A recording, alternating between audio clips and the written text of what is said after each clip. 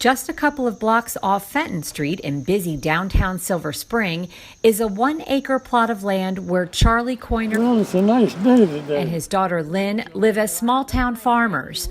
And what's this right here? What is this? Is this kale? Yeah, that's a dinosaur. A dinosaur kale. For more than 30 years, the Koiners have been farming this urban plot. These are turnips. Oh, look at that. And over time, they have become somewhat of an iconic pair in urban farming. I usually come out in the mornings, and work along.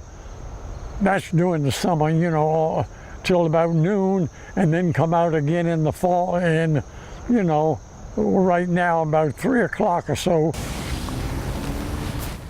If I've got to water or something or other, I try to keep the lettuce waters and the radishes and the turnips and all my greens. I grew up on a farm, but it was a farm in the city. So I'm used to living on a farm, but having all the conveniences of the city. And Silver Spring is wonderful. Charlie Koiner has been a farmer all his life. Born in Montgomery County, his family owned 33 acres in Rockville where the Mid-Pike Plaza once stood. His grandfather built the house he currently lives in, and the land it sits on has always been used as a farm. I've got collards, I've got broccoli, I've got cauliflower, I've got cabbage, mustard greens, turnips, radishes. Aren't they pretty?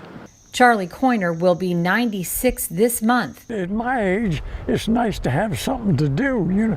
You know what I mean? It keeps you going. But to him, talking about his age and the uniqueness of his farm is not what interests him. He's proud of the fruits and vegetables he grows and sells. These are some beets here, and this is some kale right here, and this is mustard greens, this green. But as Silver Spring has grown, so have the costs associated with living there. The property taxes for the Koiners were $21,000 this year, and they are rising on an annual basis. And because the Koiner property is only 1 acre, it does not qualify for farm status that would give them a tax credit. So Lynn Koiner decided to contact her council member, Tom Hucker, to see if something could be done to alleviate the burden. And I wrote to Tom, sent him an email. Immediately he got in touch with me. The next day he was working on it. And I know in October he said, well, we've got a draft of the bill together. We just want you to know this. But they're having to tweak to make sure it eliminates, we don't want a neighbor planting a pack of corn in the backyard and wanting to get farm status or have the urban tax credit. Unfortunately, because of this quirk in state tax law, they're taxed as a single-family home and not as a farm. We all know what a farm is, but state law says you have to be more than 3 acres to be a farm, even though you're farming. So all our bill does is it corrects the tax code so that they are taxed as a farm, which would lower their property taxes and allow the family to stay on the farm and keep that property in farming rather than just giving into the inexorable pressure for development. This measure will help the Koiners keep their 40-year urban farm running. Will allow me to keep the farm, to never have to sell it. And, as I get older, I'm an only child. I'll be in that house all by myself. But if I have young people working the ground all the time, I really won't be alone. The Koiners sell their produce at the Silver Spring Farmers Market, and Snyder's grocery store sells his lettuce. Bye. There are plenty of longtime customers who stop by, like Barbara Stein. She travels by bus from Rockville to get some of the Koiners' goods.